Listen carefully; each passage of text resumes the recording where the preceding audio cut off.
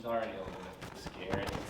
I think her worst aggression comes out not in situations like this where she's more scared than like aggressive, but on the leash outside, walking past other people and dogs, as well as anywhere that like is her space. So like anything near our front door, any people coming in, that's like pretty aggressive. Like outside it's on the leash, but inside it's just like anybody new entering the space, stuff like that. In situations like where it's like a new space and new people, she actually does better. Dog park, she does better, but it's like she's just really nervous around it, and sometimes that manifests as aggression outside in the personal spaces. So is there reactivity or aggression towards its humans? And dogs. Yeah, it's like anybody that like is dogs, she'll like kind of get their attention from like across the street. If she's not happy with them, then she'll start barking and growling and lunging a lot. If dogs are by her and they like engage with her, then she can get upset. But then also if people, like if they're running past or walking or like they just catch her off guard, then she just kind of like lunges, and we typically like put ourselves in the way, and so she's like nipped us a few times. Yeah. But I figured that was going to be the next thing. There's definitely a bite potential. Yeah. So we're just worried about her like biting somebody or a dog in the wrong Sure. situation. And previous training? So she has done like group training before. She's not doing it right now, and she like does pretty well. I think it's kind of tricky because like again in situations like where we're bringing her into a new space, she's nervous, but she's not like usually aggressive, and so it really manifests in our house as well as like on walks where she's on the leash, and so we haven't done any training to deal with that specifically. I see. So like the group training you've done is kind of more so exposure type to get her out? Yeah, so like socialization and like just like more obedience style stuff, which she's... Is it a clicker food based training or? It's like, treat based. No, not any clicker that we've done. Okay. But yeah. Is that all you've done in regards to training? We so started a like intensive that unfortunately the trainer kind of the scheduling didn't work, but they came to our house and that was like 1 hour and it seemed to be helpful, but it just never continued. Yeah. Okay, so addressing like the territorial behavior. Yeah. May I ask what exercise they had you do, or? It was more about like repeated exposure. So like they were in the space and we would like bring her in, she would be upset, we would like wait for her to calm down, then take her back and like kind of back and forth until she got better, and rewarded her for that. But yeah, it was only that one time, and like that was I think the extent of what she's done so far. Okay. And I see you have a muzzle. Yeah, so we just brought this in case. She wears it like occasionally, like in elevators or in like those tight spaces where we think there's going to be other dogs around. Otherwise, she doesn't wear it. But yeah. Was that something you guys went out and got on your own? Was that something recommended by a trainer? We got that. Okay.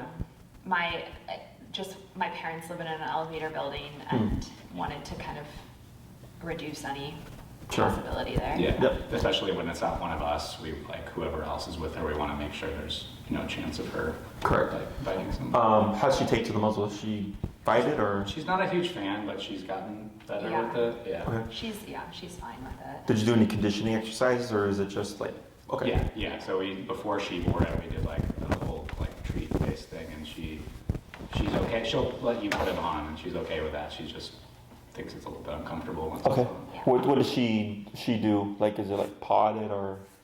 On a walk she'll paw at it, but I mean, like we can show you. She'll let us put it on, walk up and down the stairs, and it's okay. But when she's like going to the bathroom, for instance, that's when it's like she'll start pawing at it. Nothing like just kind of. No. Yeah, it's more like when she's not doing anything else and she remembers that she has it on, she'll like try to get it off. Okay. Yeah. Anything else that I should know?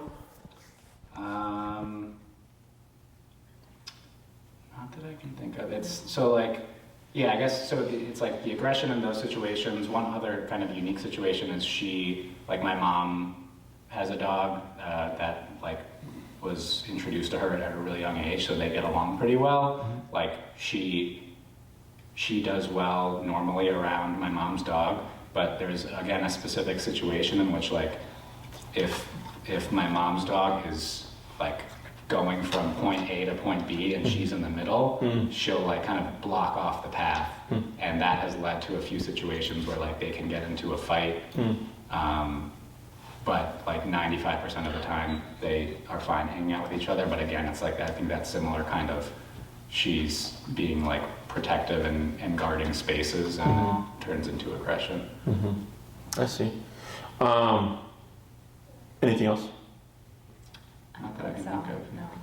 She's cute. Thanks. Yeah, she's, and I don't say that like very often. Like I know everybody's like, "Oh, my dog is the cutest dog in the world." No, she's cute.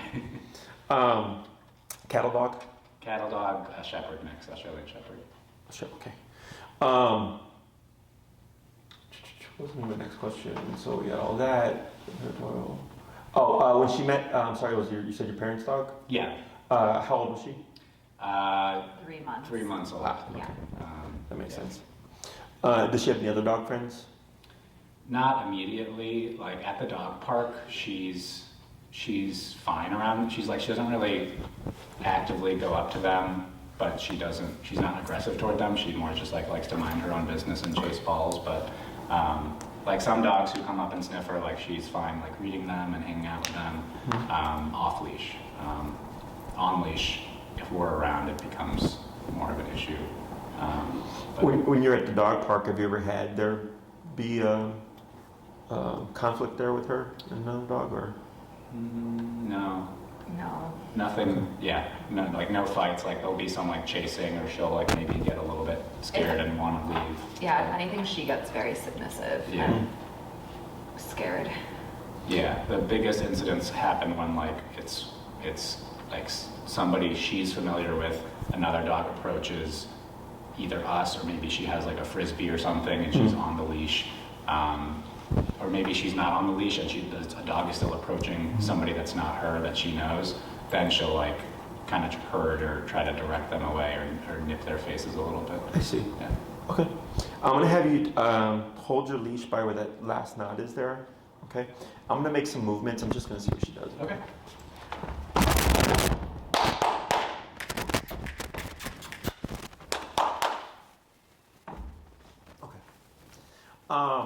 Anything else? I don't think so. So I wanted to see if she had any reactivity to like big energy. She was obviously unsure, and not until I moved in did you see her kind of go. Okay.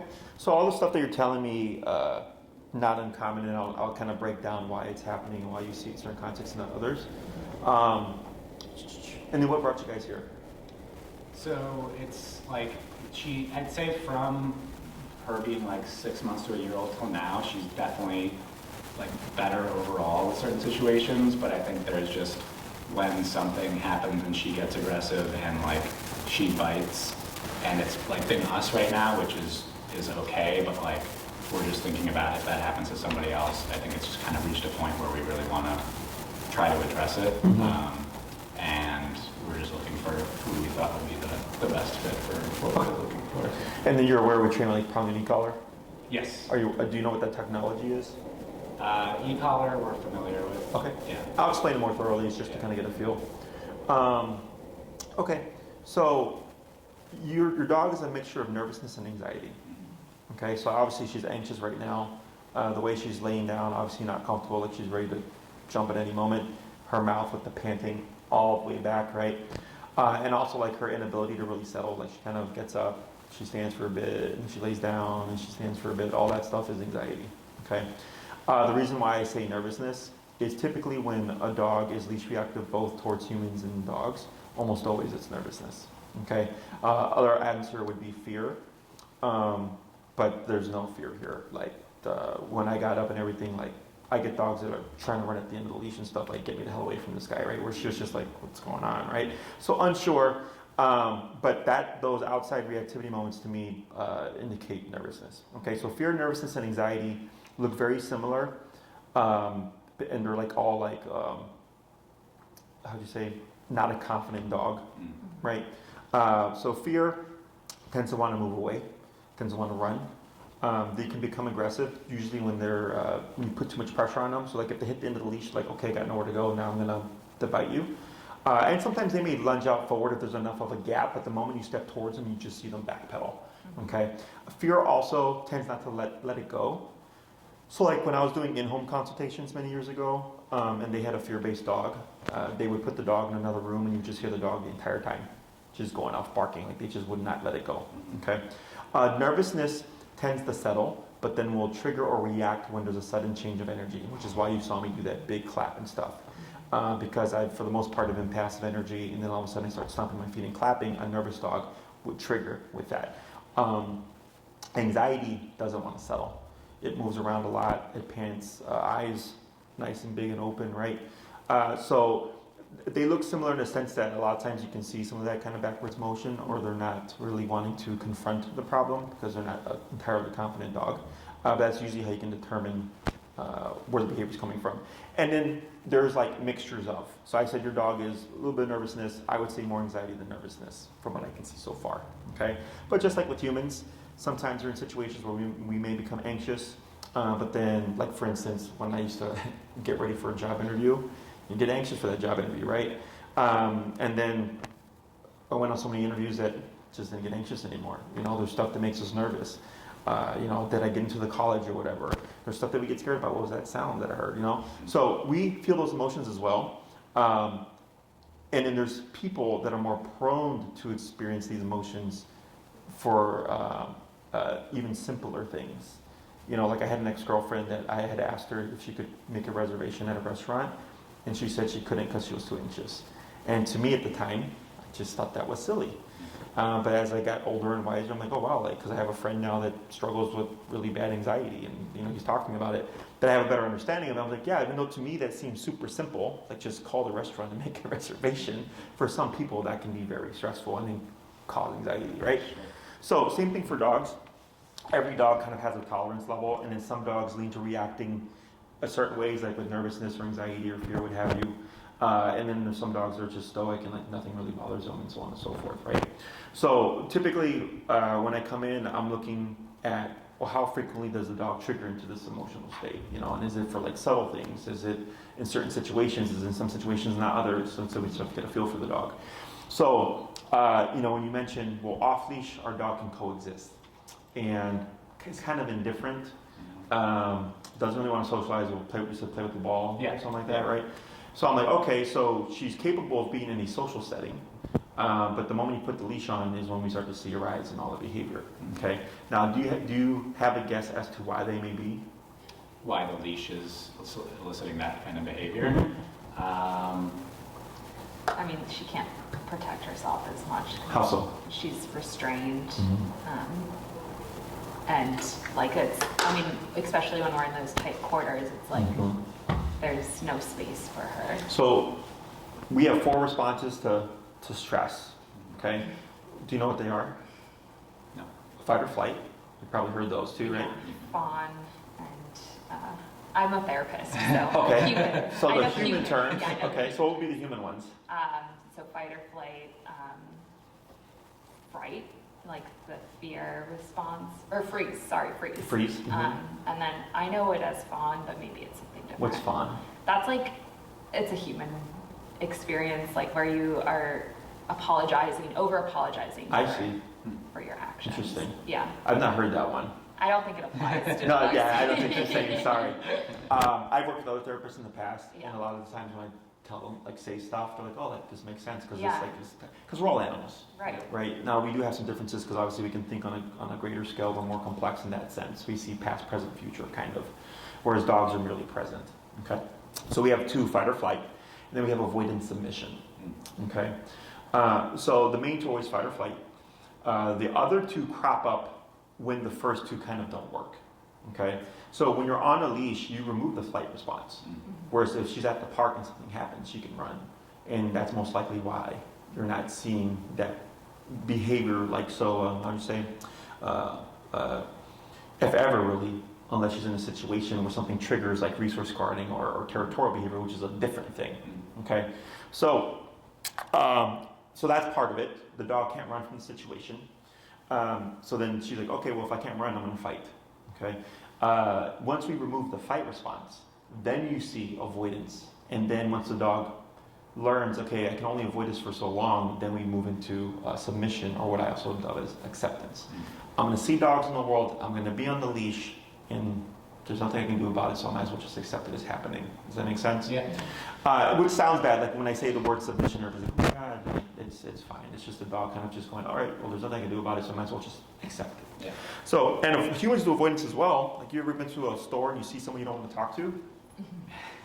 But on a different aisle, Yeah. right? It's avoidance behavior. Yeah. So, and then sometimes you can't do anything about it. You're like, all right, well, I guess I'm going to just have to talk to this person, right? So, does that make sense? Yeah, totally. So there's the kind of those physical responses, and there's emotional responses of anxiety, fear, nervousness, and then aggression, which I kind of dub as like anger in a way, except dogs express themselves through nipping and biting, so we dub it as aggression when we're talking about dogs. So there's like the emotional responses, and then we have the physical responses, so to speak. The other thing here is the harness. Are you familiar with opposition reflex? Like pulling away when you pull one. Correct, yeah, going against pressure, right? Now you have a front clip harness, also dubbed as a no-pull harness. In my book, that's an oxymoron because harnesses are meant for pulling. Horses wear harnesses to pull carriages, huskies wear harnesses to pull sleds, right? So the theory behind the front clip harness is that one, it diverts the legs to the side, so the dog doesn't have as much pulling power because they push forward with the back legs, pull themselves forward with the front legs, right? So if that gets diverted, it really kind of takes away some of that power. But the instinctual response of opposition reflex in my book still happens, okay? So it's better than like having the clip on the back, but still can produce reactivity. So in protection training, where we were training a dog to actively be aggressive on command, like police canines, right? Guess what we put on the dog? Harness. Because we want to create more frustration. We want the dog to feel like they can't get to the target, and we want nothing inhibiting the throat. So that the dog lunges at the target, right? That's going to then deter them. We don't want that. We want them on the harness. So not only does it prevent them from getting that negative interaction with the collar, it also increases that opposition reflex, which then increases their frustration of wanting to get to the target. So what happens a lot of times is people get these perfectly social puppies and they pop them on a harness because puppies may not like things around their neck, which is normal. So we have to get them over that. Or because puppies are typically untrained and pulling all over the place, you don't want the puppy to choke themselves or damage their trachea. So we tend to put them on harnesses.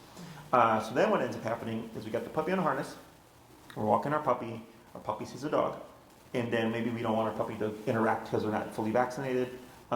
Maybe we don't want our puppy to annoy the other dog. Maybe the other dog's not friendly.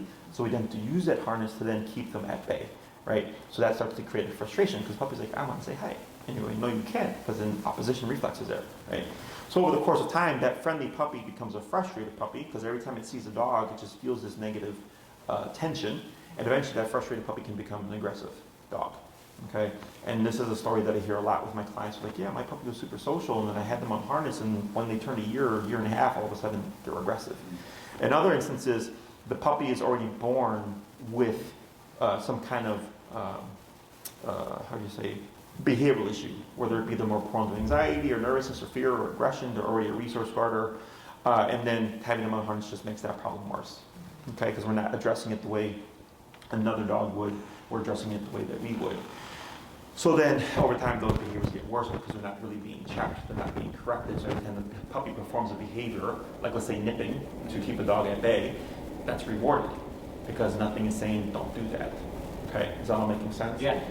So harnesses, the only time we really ever use them is if it's like an 8-pound Yorkie or like a 13-pound dog or whatever, where it's like, okay, they're so tiny, like you could just pick them up if there's a problem.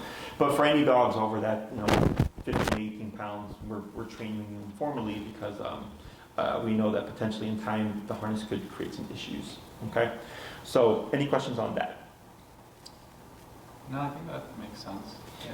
When would you say you start to notice the issues?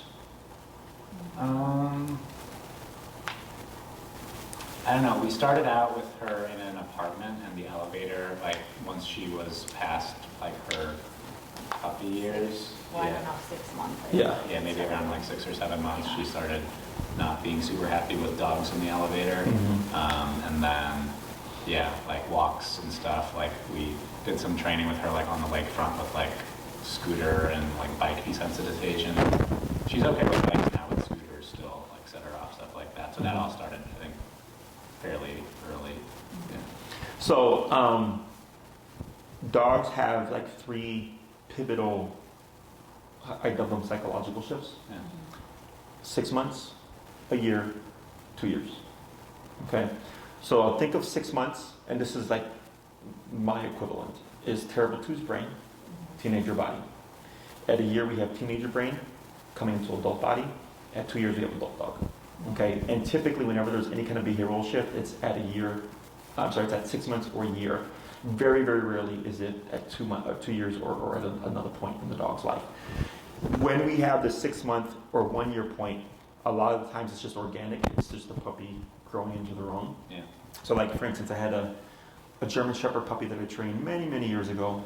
Very quiet German Shepherd puppy. Okay. And I remember they're like, oh yeah, she's the quietest puppy. She's so calm, this and that. I'm like, just wait until she turns 6 months. It's going to change, right? Sure enough, 6 months comes by. Oh my God, she's barking at everything. I'm like, yeah. I mean, German Shepherds are fairly vocal dogs, but they were kind of putting this personality of this is the calmest dog ever, and they got the puppy at 2 months. Yeah. They only had the puppy for like a month, and they're like dubbing like, this dog is the calmest, greatest dog in the world. I'm like, it's going to go through a lot of developmental stages here, you know. So yeah, 6 months and a year, and when we get clients that have like a perfectly stable puppy, what can happen is around these points, something traumatic happens. They're at the dog park and maybe they're attacked by another dog. Or like I had someone that like dropped like a shelf of pans or whatever. And those things at those points can trigger something, and then the next day we have reactivity. Yeah. Okay? Can you say something? Oh no, I just... Similar? Yeah. Yeah. So all that to me makes sense. Okay? So when it comes to addressing these issues, I know in the theory of positive reinforcement, they're wanting to counter condition, to change the dog's underlying emotional state towards the stimuli so that they don't react. Okay, now I get the theory and I understand the theory. But if the thing is too stressful for the dog, either they won't take the food, or in some cases they'll take the food, but then it's like, well, now is the dog viewing the food as a reinforcer? Because, so like going back to the protection training, we wouldn't necessarily feed the dogs, but when they were reacting in the way that we needed them to, we were petting them and acknowledging them and telling them good, because we're like, we want that behavior, we want to harness it, we want to control it, right? So the same thing for reactivity. You know, if the dog is doing something, I understand the logic of we want the dog to feel good about this, but then I'm like, but when I do this kind of training, we do the same thing to promote the behavior, so why would it not promote the behavior here? The only difference is the target. In this scenario, it's towards a human. In this scenario, it's towards a dog. Okay? So then there's, well, if we catch the emotional state early enough, right, or when the dog's under threshold. So if like the dog's 20 feet away and we're feeding the dog to create that a positive response, similar to like your enter and re-enter exercise, right? Yeah. But then the issue is you can't do that in real life. When you're out in the world, you can't tell someone, hey, can you stay 20 feet away so I can condition my dog, you know, while you're passing and all that stuff. Like the real world doesn't, unfortunately, fall within those exercises. So what we do is structure and consequence and discipline. And you've kind of already seen this, if she got close enough to a dog, let's say she was being reactive, and that dog wanted to tell her to stop, what do you think that dog would do? Probably try to lunge or attack her. Kind of, nip or bite. Nip or bite. Okay, the reason why I don't use the word like attack, because the dog's not necessarily attacking. Sure. The dog's going, don't do that to me, right? And it would do it to the point that it feels it needs to. Yeah. Okay, so let's say it were to be a really firm correction where the dog just went bam, right? You're like, holy crap! Like in our eyes, we're like, that's pretty severe. But in the dog's mind, they're like, well, that dog was coming at me, throwing a threat, so I put out an unquestionable consequence. Does that make sense? Yeah. And in other cases, the dog might just do a subtle nip. And if she respects it, great, they settled it on that scale. But it's just like with humans. Some people, the littlest thing can set them off to a great degree. And in other cases, people understand, like, okay, like I'm upset, but I'm only going to be upset according to like what actually happened, you know, like it's scaled.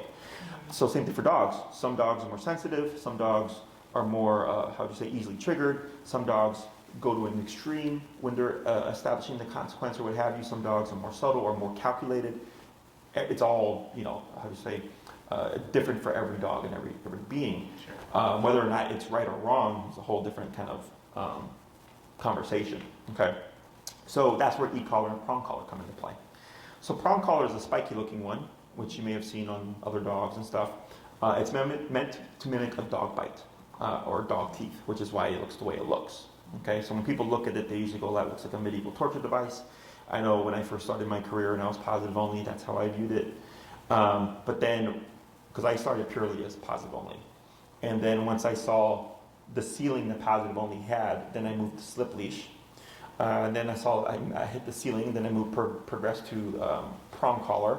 Then I hit another ceiling, and then I progressed to e-collar, and I was like, oh wow, my ceiling's like all the way up here now. So like I know all the methods.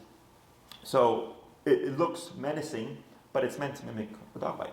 That's why it looks the way it looks, and we use it in a very similar fashion. So like if I had the collar on her and she became reactive, I would pop the leash to create a biting motion to tell her, I don't want you doing that. Okay. Now we really at this point only incorporate prong collar. We don't really use it as a go-to training tool because it takes a bit more technical skill for a client to use correctly. Are they correcting correctly? Are they correcting at the right intensity? Are they not locking up? Because people tend to walk like this when they have reactive dogs because they're just on edge all the time. So then if there's constant tension on the dog, that just feeds into the reactivity. Okay. With remote collar, it allows us to communicate with the dog very effectively. We can scale it to the intensity of the dog, the personality type, size, all that stuff. It doesn't require a whole lot of technical skill. If you can press a button, it's the same. So if I thought your dog needed a 35 correction, and I press the button at 35, and you press the button at 35, and you press the button at 35, it's the same. Yeah. Okay. So there's no issue. Like when I used to train prong collar, I would work with the dog. Dog was great. Give it back to the owner, and all of a sudden the dog would be a mess. Yeah. And it's because of that technical skill level gap. Sure. Okay. So remote collar or e-collar is very commonly dubbed a shock or a shock. I'm blanking right now. A shock collar, and there's another name for it. But it's and some people will say like, oh, you're electrocuting the dog. That's all false. Okay. Are you guys familiar with TENS therapy? I don't think so. Have you ever been to a chiropractor, physical therapist? Have you ever had the machine that moves your muscles? Okay, that would be a TENS unit. Okay, that's an e-collar. It's a muscle stimulator. I actually just posted a video about this on my YouTube channel, where I bought a TENS unit from Walgreens for $40, and I went through all the settings. There was 7 different settings with 10 different intensities, and I felt all 70 of them. Okay, and I compare it with an e-collar, and it's the same thing. You just see my muscle being stimulated. Okay, the words shock and electrocution and stuff come typically from the positive only front because they don't want people using these tools. It's you know, some call it propaganda, but obviously no one wants to feel like they're shocking or electrocuting their dog, so that obviously deter them. But in reality, it's what I would dub electric, but not electricity. But it's a technology that's used on humans all the time. Okay, so the reason why we use this tool is because right off the bat we get off-leash control. Okay, because I press a button and it sends a signal to the device on the dog's neck. Okay, and the collars that we use have 127 settings. Okay, so in terms of intensity levels, so technically speaking, the device that I used has 70. But 7 are different types of stimulation. Like there were some that were like kind of pulsing, and there were some that were more continuous, and then some of them were a blend. But there was technically only 10 different intensities. So the stim that I would feel from 1 to 2 to 3 to 4 is much greater than what I would feel in the remote collar, because the remote collar has 117 more levels of intensity. Okay, so it really allows us to fine tune it to the dog within the situation. Is this making sense so far? Mm-hmm. So I like to think of the e-collar as a bite on a button, much like the prong collar. The prong collar is a kind of a bite on a leash, if you will. So whether we're conditioning obedience and or conditioning behavior, we're able to do that effectively with an e-collar because it's all at the press of a button. The other thing is, now as humans, we're all button-based, right? A lot of cars now are turned on with a button. Our phones, they used to be buttons, right? Elevators, buttons, right? It's more intuitive to us now. So it's a tool that, as long as you have logic and common sense, pretty much easy to figure it out, okay? So when you went to a physical therapist and they're putting that machine, they'll ask you, tell us when it becomes too much, right? And they start to increase the levels. And you go, oh, that's too much. Right. And they'll dip it down. They go, how does that feel? And they go, I can deal with that. And they go, okay, we're going to let the machine do its thing. It's similar to dog training, okay? I don't know what your dog's level is going to be. She knows. She tells me, okay? So we start typically around 15 out of 127 because very, very rare that we get a dog that will feel it below that level, okay? And then we go from 15 and we start to work our way up until we find a number that the dog responds to, okay? So we're not looking for the dog to be rolling on the ground, yipping and yelping, but we are looking for the dog to feel the stim and then think to itself like, okay, I don't like that, it's kind of concerning, what do I need to do to make sure it doesn't happen again, okay? The reason why we want some kind of concern is because that's what's going to keep the behavior in check, okay?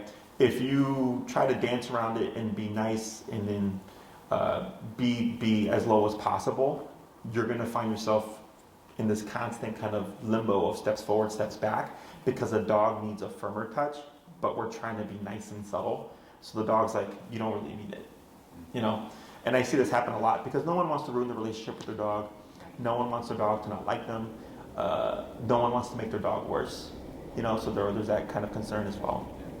And I always tell my clients, you know, the only e-collar cannot make anything that's not already there happen. Okay, it cannot produce a behavior that the dog didn't already. So, like in your case, your dog has anxiety and some nervousness. I would predict that if you did e-collar training in the session, your dog would look more anxious and nervous. Why do you think that is? Why would you be more anxious and nervous with the e-collar? Mm-hmm. It's new, yeah. right? And we're putting her under stress. Yeah. And what is anxiety and nervousness? It's a stress response. Yeah. Okay, but the difference here is we have a controlled stressor, right? Is if the dog became nervous or anxious, I would work you through it with the dog, okay? And we'd push the dog to the other side. So the dog goes, oh, if I do this and this, the thing I don't like will turn off. If I do this and this, the thing that I don't like will increase. And the dog starts to learn, I can control this, right? And to us, it sounds counterintuitive that this thing that causes physical discomfort can then actually build confidence. But we're not dealing with the human, we're dealing with the dog. Okay? And dogs are physical creatures. There's a video on the internet, on YouTube, I believe it's like a golden retriever, and it's harassing a puppy. Okay? Now you may look at it and go like, oh my God, like they're being mean to the puppy and this and that. They're not. They're toughening the puppy up. They're getting it ready for the real world, because in their life, they're not thinking like, oh, you're going to be adopted and you're going to go into a loving home. They're thinking, you're going to have to fend for yourself, puppy, and you're a weak personality type, and I got to toughen you up. They do it through physicality. The dogs correct their puppies as young as 3 to 4 weeks. Okay? Whereas people get their puppies at 8 weeks, and then we think we can't correct them, and we do things like time out. We'll go, ouch, and then turn around. We'll ignore them, redirect them to a treat or something. But really, another dog would just give them physical consequence. And that's actually what would toughen them up. Is all making sense? Yeah. So the e-collar, when used correctly, can toughen the dog up. And not in a bad way where it's like, oh, I'm a badass and I'm going to be even worse at my behavior. Is if the dog can take and handle the stress of the remote collar, which is physical, it's concrete to them, they can now take on the stress of the outside world. Does that make sense? Mm-hmm. Because when she's outside on the leash, right, she sees a dog, that's emotional stress. I don't know if that's a threat, whatever, blah, blah, blah, blah. So then she becomes reactive in response, okay? But that's an emotional feeling, that's not concrete. When the e-collar kicks in, that is concrete. So now the dog goes, okay, I know if I leave mom or dad's side, this thing's gonna go off, and that's physical. So am I gonna cave to the emotional discomfort, or am I gonna hold and not react to avoid the physical discomfort, right? So what ends up happening is, this passes, nothing happens with that dog, physically, concretely, but then also nothing happens here.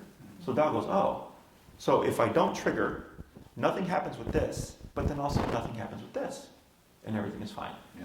So, but the dog has to experience and kind of calculate in its brain, like, oh, I have to make a choice. Now, let's say she caves and she does respond. Well, if we're working at the correct number and we give consequence for the behavior because we do not want the behavior, right? The dog goes, oh, well, I caved to the emotional stress that I didn't like or whatever, but then the physical consequence came in, and I really don't like that. So the next time we see a dog, now she's got to do math. Last time I caved, it sucked. Okay, I'm not going to do it. Am I going to get corrected? Oh, there was no correction. Oh, so if I don't react, I don't get corrected. Okay, so, and I was raised old school. I was spanked growing up, So, but it was the same thing for me. It was, I talked back to my mom once in my life, and that was a very quick lesson. It was a physical consequence for talking back, and then, okay, never going to do that again, So dogs, unfortunately, and as I matured, like the consequences changed because that only goes so far, right? So then it was like, okay, you don't get an allowance anymore, or you can't see your friends for a month, blah, blah, blah, blah. But dogs don't have that ability. It's not like, okay, you're not going to the dog park for a week. That's not a thing, right? Dogs are all within the physical. Withholding things, you're not going to get this treat. Also, not going to work, right? So, is that all kind of making sense there? So, when we apply the e-collar, which is a stressor, because it's physical, it's uncomfortable, she tells us what's too much and what's too little, and I help you learn how to recognize this stuff, okay? So, I don't need to touch your dog. You're there with your dog, you'd have your equipment, and I would walk you through everything, and it's all hands-on for you, okay? So the first class, when we deal with anything, almost always is going to be heel, which is leash walking, okay? The reason why heel is so important is because it allows us to put the dog under pressure, meaning train with the e-collar, without confrontation, okay? It's a completely indirect exercise. And we want to introduce the dog to the concept of consequence. We want to figure out what are my dog's levels. And we're doing this all outside of the stressors, ideally. Okay, sometimes they happen. If they happen, I walk you through it. Otherwise, we're just there focusing on one thing. Okay, we teach a very strict style of heel. So if I take 5 steps, the dog takes 5 steps. If I take 1 step, the dog takes 1 step. This is all the completely slack leash, and I don't care what the environment is. Okay, when you have that level of focus and technically discipline, it resolves 70 to 80% of problems. Okay, so I get a lot of clients that come in, they go like, Jesse, like my dog does this and this and this and this, like we gotta punch the behaviors. I go, maybe, but we're gonna see what happens if we just give the dog some discipline and see what it changes. Because right now, your dog has not actually had consequence that she understands. So technically speaking, like the world's her oyster, right? Like, oh, I don't like that dog, I'm gonna trigger. Oh, I don't like this human coming that close, I'm gonna trigger. Because there's nothing of consequence to say, don't do that. Yeah. So once they start to feel that, it changes things. So then the dog goes, whoa, do I really want to do that now? Because there's this thing and it goes off. And I don't know if it's going to go off if I go after this dog or person. So I have a case right now. She just had her 4th class. I was supposed to see her before you guys, but she pushed back a week. She has her dog who triggered, who was leash reactive, but then when her son would enter the room, would charge the son. Okay, didn't bite him, but would charge him barking and stuff. Territorial. Yeah. So during the consultation, she brought it up. She's like, this is a really big concern. Obviously, it's my son. I don't want to get bit. I said, okay. I was like, she's never bit your son. She's like, no. I said, all right. I was like, we're going to see what we get with the heel. We do the heel training for the first class. She comes back the next week. Nothing between her and her dog and her son. Okay. And since she started, so she would have had technically her 6th class today. Her dog has only charged her son 1 time. And this used to be a daily thing on how to say, a very regular daily thing. And she was amazed. I said, well, it's because of the discipline now. Now your dog has a different viewpoint of things, and because your dog has a greater tolerance for handling stress, because for whatever reason her son entering the room would put the dog under stress, the dog's not triggering as much because it can handle so much more. So then we're continuing with the training, and then I told her if her dog happened to have the collar on and triggered towards her son, then we would give consequence, because now we're dealing with what we call the residual. The collar is taking care of 99% of the reactivity. But we get these little kind of one-off moments that if they don't go addressed or go unaddressed, it could potentially start to come back. So we have to give consequence for even those singular moments, even if it is once every 4 weeks, because the dog needs to also understand, all right, If I hold myself, nothing happens, but also if I make the decision to, something will happen. And that's how we start to get rid of that stuff. Sure. Make sense? Yep. So first thing almost always is heal, which is what would happen here. You would go off, do your homework, and then you come back for class 2, you're my feedback. Hey Jesse, this is crazy, like, you know, her reactivity is so much better, her reactivity is the same, her reactivity is 10% better, or whatever.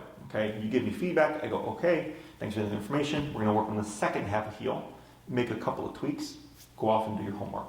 Okay, and you come back class 3, again, more feedback. The idea here is that once we start to implement structure on a regular basis, the dog's stress levels start to dip. And because now the dog's stress levels are down here, it takes more for them to trigger to here. Okay. Now, if we see no change in the behavior, I go, okay, we've done the foundational stuff now. Your dog has an understanding of what e-collar is. Now we need to start approaching the behaviors directly. So indirectly is we retrain obedience, heal, putting consequence on the dog, not related to reactivity, see what it resolves. If very little changes or nothing changes or whatever's left over by the third class, I go, okay, now we're gonna start giving consequence for what's left over. So then if she's on the elevator and we're to lunch, we would give consequence for the behavior itself. But at that point, the dog now has an understanding of, okay, that happened because I made this decision. Does that make sense? Yeah. And then it's really just, how do you say, nitpicking all the behaviors out. And reactivity is like a spectrum. So human reactivity almost always is the first thing that goes away. Okay, and then it's reactivity towards calm dogs, then reactivity towards puppy, excited type energy, other reactive dogs, and then dogs being fences, and the last one would be sudden run-ins with dogs. You turn the corner, dog. Elevator doors open, dog. Okay, because you really can't plan for those, right? It's you turn a corner, oh my God, caught off guard, right? Now we can address them, but they tend to take the longest because they're infrequent and or because we cannot set controlled environments for them. Everything else we pretty much can put controlled environment. Yeah. You go outside, you're gonna see plenty of people, right? People with their dogs, you can to a degree control some of that stuff. But the sudden run-ins or dogs behind fences, unless you know there's a dog behind a certain fence, you really can't work on it. Yeah. It's it just happens. So that tends to take the longest to address, okay? But once you understand the theory of giving consequence and addressing behaviors, it's all intuitive. And it's just a matter of, okay, it's gonna take 6 months for us to nitpick the surprise reactivity because we don't see it that often or whatever, and that's just a roundabout number. So then what I tell my clients is, well, if you're struggling with that, then what I do is every time I'm going to come around the corner, I'm going to have my collar set up higher, so I'm not wasting time trying to go from a lower setting to a higher setting, trying to correct the behavior in the moment because it's so fleeting. Yeah. Okay? Questions on that? No, I think that makes sense. When it comes to the territorial stuff, right? Because we have territorial behavior within the home, is that correct? So if someone knocks and enters, what would she do? So we live in a condo that has a buzzer, and so like whenever the buzzer goes off, she like will bark and whine and stuff. And she trained, well, we trained her / she trained herself to go, like she has a crate that's kind of open access, and she'll go in there and still be unhappy about it. And she'll do that whine, and then that's just when the buzzer goes off. If somebody comes up, she then will like basically try to run and like nip them, or like just run and like kind of get in their space, and then will like hurt or nip on any subsequent movements. Like so, what we've typically done is we'll put her in a room. She'll be barking. She'll calm down a little bit. The people that we have over will be seated. We'll let her out, and she'll like run over and just do some sniffing and stuff, and then she's fine. But then as soon as somebody gets up to go anywhere, like bathroom or kitchen or whatever, she'll do the same thing where she runs and like nips. And then what is that? What is feeling that? Then like the nipping and stuff. I mean, I think like she's definitely anxious about the whole situation. Not anxious. Nervous. Why? No. I keep going to that. Well, it's sudden movements. Yeah. Because you said they'll let her out, she'll come in and investigate, and then they'll settle.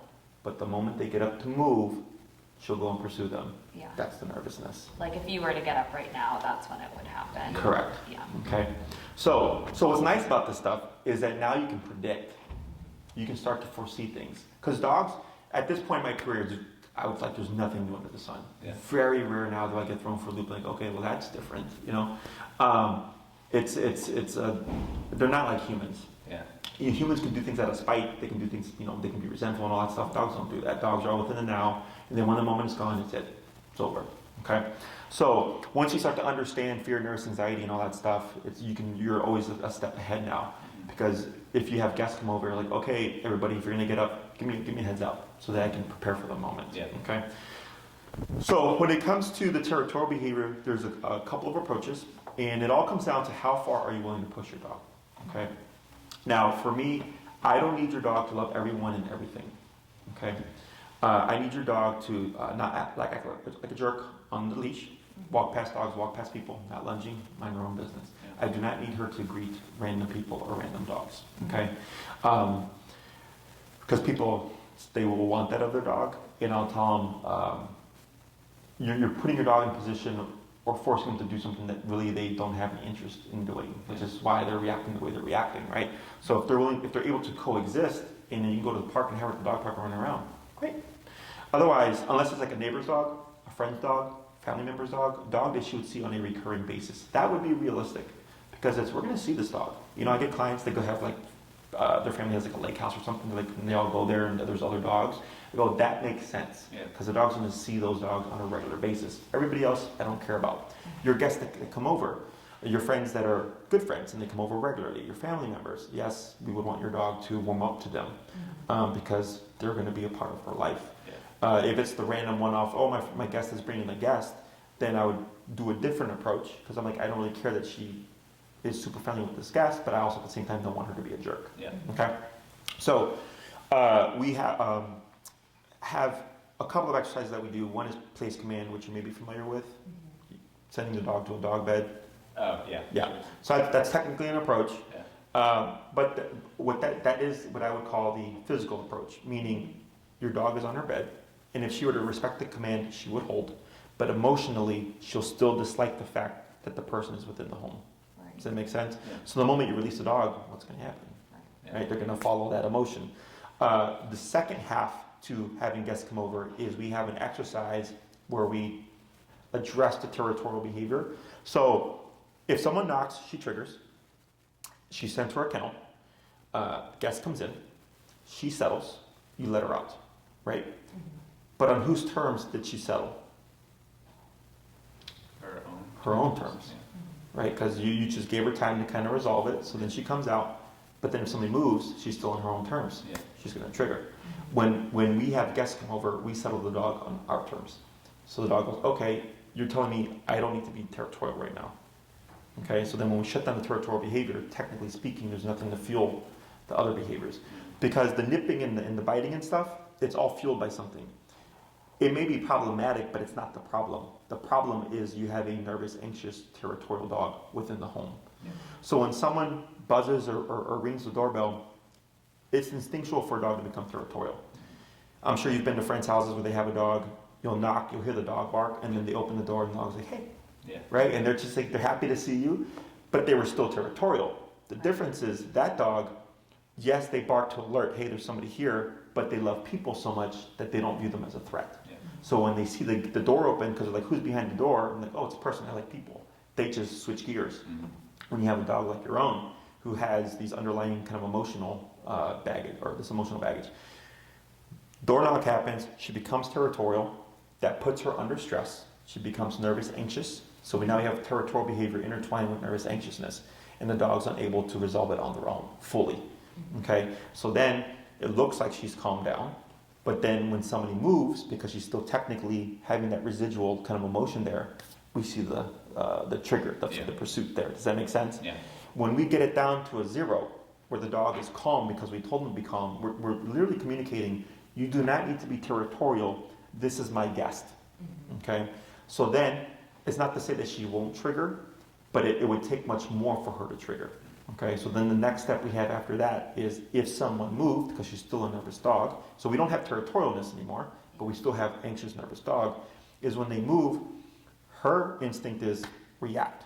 Right. So now we have to disrupt that behavior. So it's guest gets up, she triggers, consequence.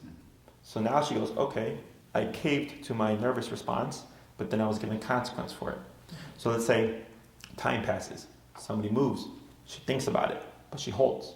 There's no consequence. So she goes, oh, that person, same thing with the reactivity, right? Where I was like, they see it and they do math to a degree, right? Where she's like, oh, like I did nothing bad happened with the person and me, I didn't get a consequence, so I guess I don't need to behave this way. And then it's just time for the dog to start to then build trust.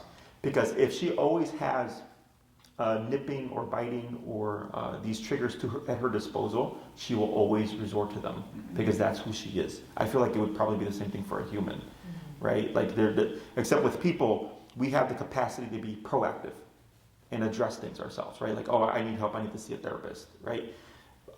Whereas dogs are reactive. They're not proactive. She's not going to wake up one day and go, Mom, can you please help me? Right?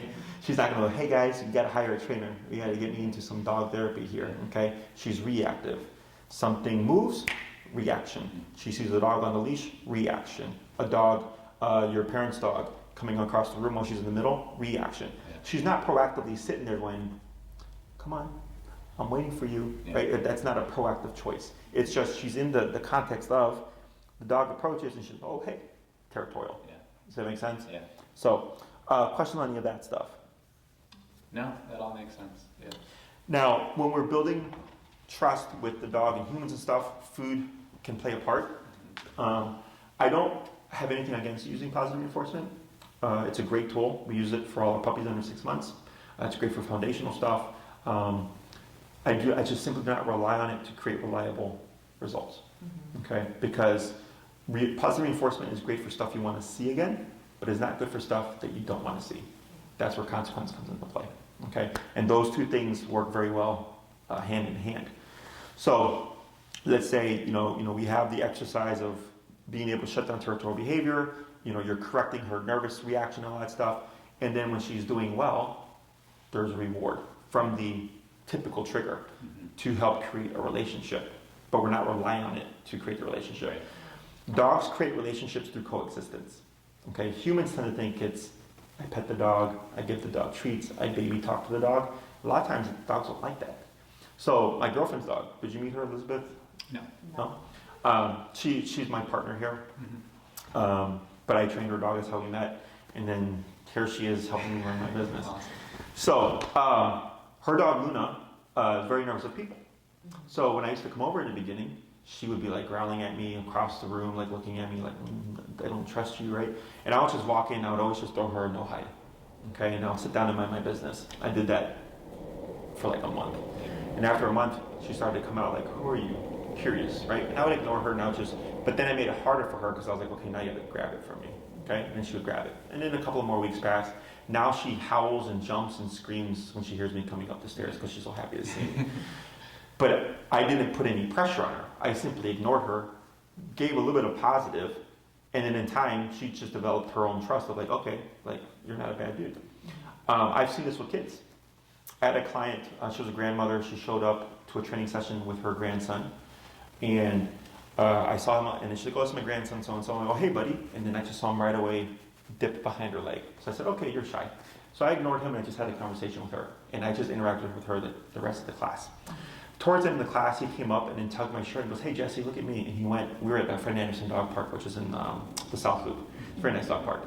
And he was running up, like, there were like these kind of walls. They look like kind of like the skate park walls. And he was running up and running, like, oh, good job, buddy. But I just ignored him for the class. And he just came up to me and he was like, hey, he initiated the contact telling me I'm ready to interact with you now. But when I did it and he wasn't ready, he shied away. It was a nervous response, right? So, same thing for the dog. So the next thing is, I cannot make your dog like people. We have exercises that we do for that stuff, but we cannot guarantee that we can make it happen. If your nervous dogs tend to not like big, boisterous energy. Okay. I noticed that. You know, say that. So, and it's funny because if it's you guys, if you happen to have a big boisterous energy, because you're the dog's every day, you're their everything, you're the 24/7, they'll accept it a lot of times. But when it comes to outside big energy like that, they tend not to take to it very well. Okay, so I'll tell my owner, like my dog owners, like this is probably, if you know anybody like that, I wouldn't expect the dog to like end up loving him as their favorite person in the world, you know. So we have things that we can do to really push them socially. The main thing that we're always pushing for, at minimum, is just coexistence. Yeah. You know, don't bite anybody, don't chase anybody, don't nip anybody, don't be reactive. You know, if you don't like anybody, just go lay in your dog bed and just be indifferent to us. Like, we don't care. And then if we get more than that, awesome. Yeah. Does that make sense? Yeah, since we've had her, she's definitely, I think on the recurring basis, she's definitely capable of growing to like a lot of the people we have over. It's just those situations are limited because getting over that hump has always been a challenge. And so like typically like on the third or fourth visit with some of our closer friends, she's like totally fine. But that first couple is just so challenging that we don't really take those steps with a lot of other people. And what you'll find is if you were to move forward with the training and stuff, once you do it and you understand it and you see like, oh wow, like it's very efficient but also effective, is you start to open up more. When we get reactive dogs or territorial dogs, people tend to withdraw. They go out at awkward times because they want to avoid the people on the street, and or they don't have people come over. You know. And then once they start to see like, oh wow, with this tool, like I have the ability to like not have to go at 1 o'clock in the morning to walk my dog or whatever, they start to have more of a life with their dog. Yeah. So, any other questions so far? In terms of like time and cost and everything, you guys are between like a 6 to 12 class program. Yep. Okay, 6, 9, and 12. So we have 3, 6, 9, and 12. 3 is simply for leash reactivity. That's all the owner cares about. In your case, we also have a territorial behavior and like the people stuff. So then at minimum, that would put you at 6. Okay, so if you did 6, there would be 2 on heel. By the third class, pending how reactivity goes, if we need to have a class on reactivity, we have that one. I would most likely cover stationary control, which is place command. So if we send a dog to place and they're going to be there for 3 hours, they're going to stay put for 3 hours. Okay. It sounds like it could take a lot of time and stuff. It really isn't. It's very simple. You train as you live your life with your dog. Okay. There are some things where you have to set up training sessions, so to speak, but for the most part, I just have people train as they live their life. Most people walk their dogs 3 times a day, so that's 3 times a day you can practice the heel exercise. Whenever you're just sitting around doing nothing, like working from home, watching TV, eating dinner, you can do stationary control with your dog. Okay. And then you're just building it to, okay, I'm going to have my dog be on the dog bed when my guest comes over. Okay. So that's 4 classes. A 5th class on the territorial thing, how to actually address your dog's territorial instinct, bringing it down to a 0. So place command is an option for people come over, for when people come over, but it's not my go-to option. My go-to option is actually like shutting down territorial behavior, and can always do a mixture of both. Okay, and the last class can be how do we push her social boundaries with people on our terms, because if it's always on her terms, you're gonna see that behavior sitting there. Okay, but when you start to push things on your terms, and it's like, hey, you have to say hi to this person, she's gonna see that, and she's gonna go, okay, so it's not just only when I'm comfortable. Because if it's always on her decision, she can also decide when she doesn't like the person and then wants to pursue them. Yeah. Does that make sense? Yeah. So that's like the bare bones minimum of me going, I'm gonna just target the stuff I know you need, and then it's just time and repetition. Okay. If you did a 9-class program, it would follow, of course, the same kind of 6-class pattern, but it just gives us 3 more classes to work on things in case there's something that's unforeseen, or if it's like some clients want to revisit another, like they'll have me come over, we'll do some stuff, and they might do one on their own with like a couple of people they know, and then they're like, hey Jesse, we want to have people that we don't know, and we'd rather have you come over for that. So then I'll be there, and then they'll have the person come over just to make sure that they're doing everything correctly. So that's all kind of like the personal preference type. Okay. Now, let's say you did 9 classes and she's doing really well with her training. I would just simply teach more control. So heel has to happen. Stationary control because of territorial behavior within the home. But then the next thing that every dog should know in my book is recall. Come when called. Okay, so that this way we're not worried about her taking off. It opens up your options in terms of where you can let your dog go off leash, because we're not worried about, is my dog going to run away, because you can return your dog. Yeah. Okay, if you did the 12 class program, that's like the whole 9 yards. Like, you want a very well trained dog, but then also gives us time for all the behavioral stuff. Now, do keep in mind, if for whatever reason, if you did a 12 class program and we're struggling with one behavior for whatever reason, and we spend 3 classes on it, by the end of the class, obedience-wise, we may not cover or get as far as we could because we were spending time on the behavior. Does that make sense? Yeah.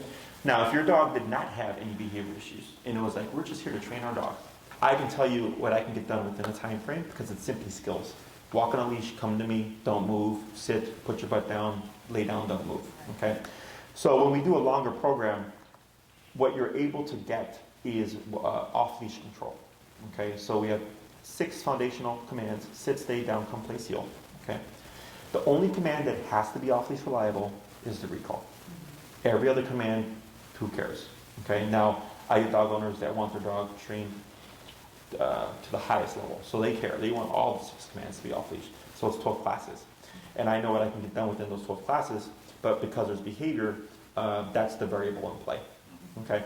So I've never had, at least to my knowledge, not had a client not be happy with what they've achieved with the program, okay? Because I'm pretty good at this point of understanding what people want, and if they're like, this is what I really care about, like other programs make you have to do a bunch of stuff that's not even related, and then it's like, okay, now we can touch upon the thing, and then it's not even that good.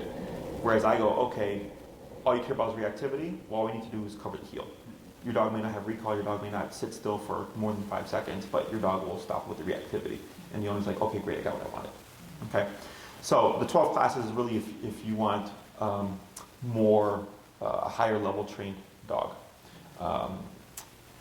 I would say you're between a 6 to 9 class range, and we can get a lot done within 9 classes as well. Yeah. The other thing that I do is, if everything's going great with behavior, and we're pushing the obedience stuff, is I may suggest that we take a gap, and I'll tell you, okay, you have a lot to work on right now. Come back in a month, or check in a month, Yeah. and see if you're ready to come back for your next class. Yeah. Okay. In the beginning, it's class, because we have a lot of stuff to teach, all the exercises and everything. But at a certain point, you need time. Okay. And I always ask the client, I was like, I'll suggest, like, I think this is a time where you can, if it's class 6, I'll say, I suggest you come back in 2 to 3 weeks for class 7. And then some clients are like, no, I want to come back next week. And, oh, that's fine. In other cases, like, okay, great, that gives me time to practice. Yeah. So then some clients will just go off, and they'll disappear for 2 months, and then they'll come back. And they're like, hey, Jesse, this is where I'm at. And I'm like, okay, cool. And then I give them some stuff to work on, and they'll go off and disappear for another 2 months. Yeah. I have clients that have half a program completed from last year that are coming back for the spring and summer of this year to finish up the rest of the program. And they just took that time to practice, okay? So when it comes to behavior, it's not concrete. So then there might even be a time, like let's say with the reactivity stuff, I've had clients that are struggling. So once we've had the 3rd class, I'll tell them, don't come back for class 4 until we get this result, okay? And then they'll email me, and they'll say, hey, Jesse, we got this much done. And I go, okay, try this for the next week. And then they'll email me back, and they're like, almost there. I go, okay, then I'll try this. And they'll go off, and they're like, hey, we finally got it done. I go, great, take another week to make sure that it's actually sinking in. So I may not see them for a month between class 3 to class 4, because I want to make sure that we can address the reactivity. Because there's no point in really, in some context, pushing forward if we made no progress on something like that. Yeah. Does that make sense? Yeah. Other questions? So yeah, I guess the frequency it's just pretty flexible based on like how she does on after every given class, kind of setting it up for the next Correct. one. Okay. Usually classes up until the 3rd class, I would say, in a case like yours, are going to be back to back. Unless like something happened, like you got sick or something, you're like, hey, we didn't get to practice at all this week, then I would say push it back, because then it's pointless. But as long as we know ahead of time, not a big deal. So we have a 48-hour policy. If you cancel, reschedule outside of 48 hours, you don't lose the class or anything like that. It just gets pushed back. If you cancel within 48 hours, everybody gets a freebie cancellation, because we do understand shit happens. Yeah. But it's harder for Maria to adjust my calendar. So if it happens a second time, then it counts as a class. Sure. But as long as you cancel outside of 40 hours, not a problem. The other thing that we do is if you picked a recurring time, like for example, if Saturday at 12 was your time and you went with 6 classes. Yeah. Saturday at 12 will be your time for 6 classes plus 1, 6 weeks plus 1, so 7 weeks. No one can take it from you. That is your time. Unless we have a client that came back and maybe you scheduled from before or whatever. Yeah. But you're not losing that timeline. Is you're given what we call priority. Okay. Now, if you cancel or reschedule in enough time, you're not losing those classes, but you may lose that priority time.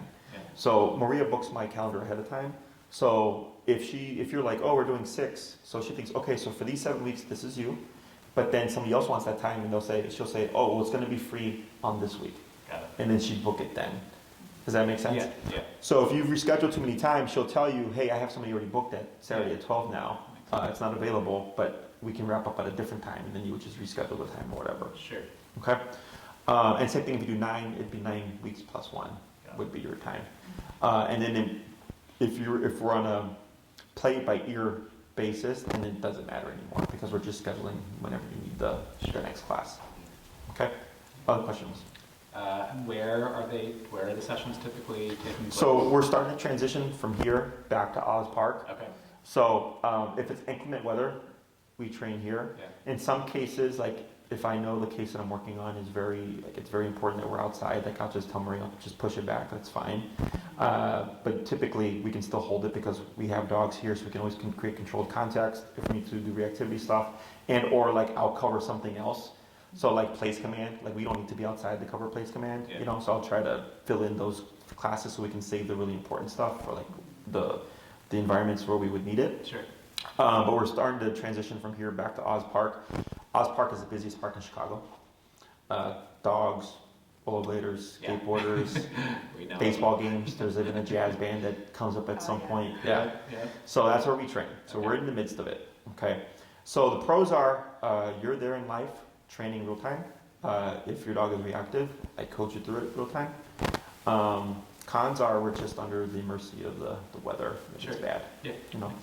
But and Maria has a better idea of when we're transitioning because we're kind of in that rainy season, but not rainy season. Yeah. And then like because it's closer to the lakefront, there's still the cold front, so it's still colder over there than it would be like over here and stuff. So when you book your time, or should you move forward, if being inside is very important to you, then tell her like, hey, we want to make sure we're outside. So she'll say, okay, well, I'll suggest you book at this time or whatever. Yeah. Okay. And then you mentioned house visits. Are those kind of like a case by case, or like only like toward the later stage that would Correct. make sense? So let's say you did a 6-class program. Yeah. We do most of the stuff at the park, Yeah. and then it's like, hey, we need that in home now. It's just a $50 upcharge. Okay. And then I show up to the home, and then for whatever reason, if you decide, hey, we want another in home, it's just a $50 charge for the travel and all that stuff. Okay. Makes sense. We also have a fully in-home program where I travel to you, but that's more expensive. So most people just do the park stuff. Yeah. One, because we're at the park. Yeah. And then they just pay the fee just for the one-off classes that they need. Right. So they save money, but they still get a very high level of training experience because of the environment. Makes sense. Other questions? I don't think I have any. Last thing would be the collar that I would suggest. Your dog is 35-ish pounds? Yep. Yeah. Okay. I would suggest you probably go with the Dog to 2300. You could also go with the Black Edition. So you technically have 3 options available to you. And Maria will send you this information. Okay. There's a collar meant for a 35-pound dog and under. Okay, it's one of the lower output collars. But when we're dealing with reactivity, because the dog is under stress, adrenalized or whatever, plus your dog has a thicker, denser coat, is we want to make sure we have enough pressure to cut through that and shut it down. Okay, so if they're right at 35 pounds, she's on the cusp of that collar, right? The concern is they will override the collar. And I have seen this happen where the dog's intensity is greater than what the collar can deliver. Okay, the Dog 2300 is meant for a 70-pound dog and under. Perfectly safe to use. It just means we have more output. So we get more from less. Okay, so like if your dog's number is 40 on the smaller collar, your dog's number could be 25 on the larger collar. Okay. The issue with the 2300 is that it's a big box, So on the smaller dog, you can look bulkier. The Black Edition is the highest powered collar. It's meant for a 70-pound dog and over. Again, safe to use. I could put on an 8-pound Chihuahua, it's perfectly fine. It's just, again, more output. The reason why I suggest that one is because it's a curved collar. It's more, it goes kind of against the neck, kind of like a half moon. So it's not as like, how do you say, jetting out the dog's neck. Yeah. So some people are like, aesthetically pleasing, whatever. But either of those collars would be fine. Okay, the 2300 or the Black Edition. I don't care where you get your collar from. I do care that you get the correct collar. Okay, I've had people come back and they show up to training with like a cheap $90 collar on Amazon. Oh, I'm not training with that. Yeah. I'm like, that thing's garbage. And they'll throw a hissy fit. I'm like, I don't care. You want a good quality collar for your dog. Okay, they're waterproof systems, both the transmitter and the receiver. They last a very long time. I had my collars for 9-10 years before they crapped out, and then I bought a new one. But I got like almost 10 years out the collar. Okay, they run anywhere between $237 for this for the smaller one, which you wouldn't get. The 2300 is $287-ish with tax. The Black Edition is around $330-ish with tax. Okay. And they come with a 1-year warranty. Most common thing is it's a rechargeable lithium battery that does give out at some point. If it's under warranty, you can send it in, get replaced, no problem.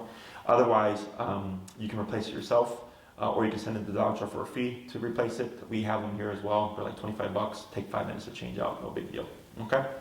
Last thing would be, this isn't we train our dog and then when our dog is fixed, we do nothing. Our dog is good. This is a lifestyle. The difference is once your dog is trained and you have the knowledge and insight, it's no longer work. It's just maintaining what you've established. Okay. I like to call the e-collar a cop on a collar. So just as humans tend to drive better when the police or law enforcement is around, dogs behave better when the collar is on. Okay, because they understand you have power of consequence. When you remove the collar, the dog will act as if there is no consequence because technically you can't, right? It's not because of the training. It doesn't mean, it's not because the methods aren't effective. It's just opportunistic behavior. If the dog can get away with it without consequence, then why not? Okay. So when you're doing the training correctly, it's not that you're always using the tool. It's that the tool is simply present in case something would happen. The last thing is your dog is an animal. And an animal that can make choices. So if 6 months after the training, and your dog's been a great dog, and she decides, like, you know what, I'm going to chase John today. I'm going to do it. But then you would have a tool to stop the behavior. Yeah. And now the dog goes, okay, it's been 6 months, and there is still a consequence around it. Okay. So it's not that you're always having to have it on. Just when you need it, you do. So when guests come over, you have it on. When you're out walking your dog, or if she's going to be off leash, you have it on. Otherwise, if your dog is a great dog, don't need to have it on. Yeah. Okay. Anything else? No, I don't think so. If you have any questions, feel free to ask Maria. Sure. And did you happen to see any of our training videos? I don't know if I saw any of the videos. I watched a few, like I was in the FAQ section, I saw those, but okay. I don't think I saw the So if you go to my website, I'm updating it now. Okay. On the home page, if you just go up a little bit, you'll see videos on the left-hand side. The top one is a great one to watch. That was a both human and dog reactive dog. And I break down the theory and I explain it with the example of the dog, so you can kind of see and understand it with the visual. And there's another dog under that. Her name is Birdie. They came up from Austin, Texas. Several trainers, Leash Reactive towards humans, very similar. And then one class, the dog was no longer reactive. So every case is different. Yeah. In some cases, it's a one-class turnaround. Other cases take several classes. Sure. But that'll help give you kind of some insight on how the method works. Cool. Okay? Yeah. Awesome. Awesome, guys. It was a Thanks pleasure so meeting much. you. Yeah.